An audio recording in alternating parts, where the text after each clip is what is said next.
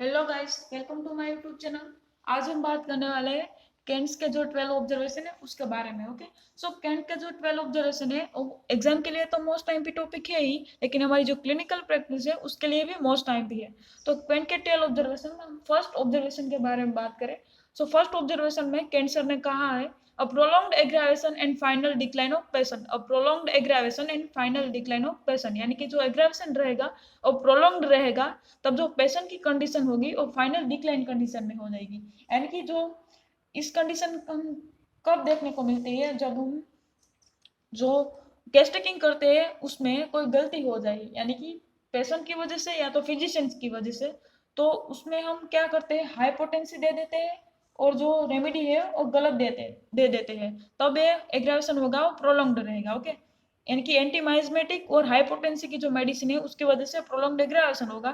तो उस कंडीशन में हमें उस रेमेडी का एंटीडोट देना है और फिर से री केस टेकिंग करनी है। ओके, सेकंड ऑब्जर्वेशन है उसमें क्या कहा है कैंसर ने, prolonged aggravation and then very slow improvement, prolonged aggravation and very slow improvement, यानी कि एग्रावेशन रहेगा वो प्रोलॉन्ग्ड रहेगा एंड वेरी स्लो इंप्रूवमेंट रहेगा। तो बॉर्डरलाइन केस है उसमें रहेगा, यानी कि आपको पता होना चाहिए कि आप किस डिसीज को क्योर कर सकते हैं, यानी कि किस स्टेज की डिसीज को आप क्योर सकते हैं और किस स्टेज को आप क्योर नहीं कर सकते। ओके, सो इनक्योरेबल डिसीज है उसमें तो कोई बात ही नहीं है, उसमें तो क्योर मिलेगी नहीं।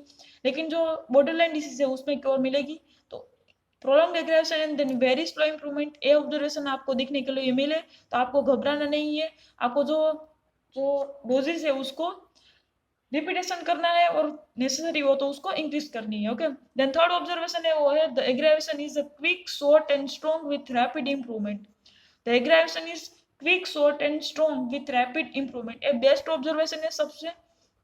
देन फोर्थ है no aggravation only recovery of the patient, यानी कि recovery of the patient without any aggravation. तो ये तो आपको चाहिए ना, यानी कि एक्यूट केस में तो ये बेस्ट ऑब्जर्वेशन है। एक्यूट केस यानी कि आप मान लीजिए डायरिया, तो डायरिया में तो आपको एग्रावेशन नहीं मिलना चाहिए, वही तो आपको चाहिए, उसको सिर्फ रिकवरी मिलनी चाहिए। ओके, तो एक्यूट केस के लिए बेस्ट ऑब्जर्वेशन है। देन फिफ्थ ऑब्जर्वेशन है वो है the amelioration come first then comes aggravation, यानी कि आपके क्लिनिक में पेशेंट आ रहा है और बता रहा है कि भाई मुझे बेटर लग रहा है, पहले से बेटर लग रहा है, लेकिन नेक्स्ट टाइम जो आएगा तो एग्रेवेशन के साथ आएगा, यानी कि उसकी जो कंप्लेंट होगी वो पहले से भी इंक्रीज हो गई होगी। तो उस कंडीशन में आपको फिर से रीकेस टेकिंग करनी पड़ती है और सही से मेडिसिन देनी पड़ती है।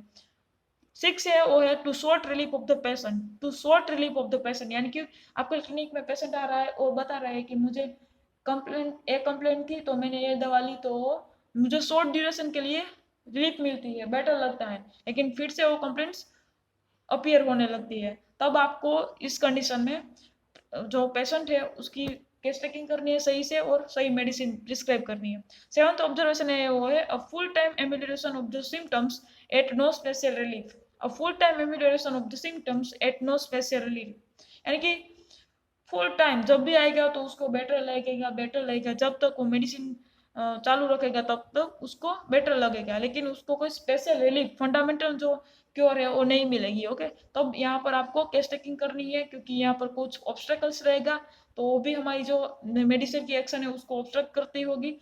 तो आपको यहाँ पर पेशेंट से बात करने से ही पता चलेगा what is a problem. Okay, then eighth है वो है some patient proves every remedy they get, some patient proves every remedy they get, यानी कि कुछ पेशेंट ऐसे होते हैं कि उसको कोई भी मेडिसिन दे दो वो उसके ऊपर वो रेमेडी प्रूव होगी। नाइन्थ है action of the medicine upon the prover, ninth observation है action of the medicine upon the prover. Tenth है वो है new symptoms appear after the remedy, tenth observation है वो है new symptoms appear after the remedy, यानी कि जो रेमेडी देने के बाद कुछ न्यू सिम्टम्स अपीयर हो गए, तो न्यू सिम्टम्स को हम क्या कहते हैं, क्लिनिकल सिम्टम्स। ओके, तो क्लिनिकल सिम्टम्स के लिए आपको फिर से सिम्टोमेटिक ट्रीटमेंट देनी पड़ेगी। ओके, न्यू सिम्टम्स के लिए। देन 11th है old symptoms appear after the remedy, 11th observation है old symptoms appear after the remedy, यानी कि रेमेडी देने से जो ओल्ड सिम्टम्स रहेंगे, उसकी जो पास्ट हिस्ट्री में सिम्टम्स रहेगा वो भी रीअपियर हो गए। ओके, तो वो पहले ओल्ड सिम्टम्स रिकवर हो गए, बाद में जो न्यू कंप्लेंट्स है वो रिकवर होगी। ये तो हमने हेरिंग्स लॉ क्योर है उसमें भी कहा गया है। ओके, सो हेरिंग लॉ क्योर है वो मेरा नेक्स्ट वीडियो होगा तो वो भी आप देख लेना। तो आपका डाउट क्लियर हो जाएगा। देन 12th ऑब्जर्वेशन है, यानी कि लास्ट वाला, वो है symptoms take the wrong direction. Symptoms take the wrong direction, यानी कि आपके क्लिनिक में पेशेंट आया जॉइंट पेन लेकर, जॉइंट पेन लेकर पेशेंट आया और आपको सिम्टम्स बताएगा जॉइंट पेन है, लेकिन एक्चुअली उसको डिसीज है हार्ट की। ओके, तो आप पूछेंगे तो पता चलेगा कि भाई उसको हार्ट की भी प्रॉब्लम है, लेकिन उसको जॉइंट पेन ज्यादा है। ओके, तो जॉइंट पेन ही बताएगा फर्स्ट। तो आपको क्या करना है, हार्ट का जो प्रॉब्लम है उसको आपको क्योर करना है। तो अल्टीमेटली जो हमारी जो जॉइंट पेन है वो कवर हो जाएगी। और हेरिंग्स लो क्योर ने भी कहा गया है, यानी कि जो हेरिंग्स लॉ क्योर में क्या कहा गया है कि जो from more important to less important one है उसमें क्योर की तरफ जाएगा। Okay, so thank you guys, Hering law cure में डिटेल में स्टडी करेंगे।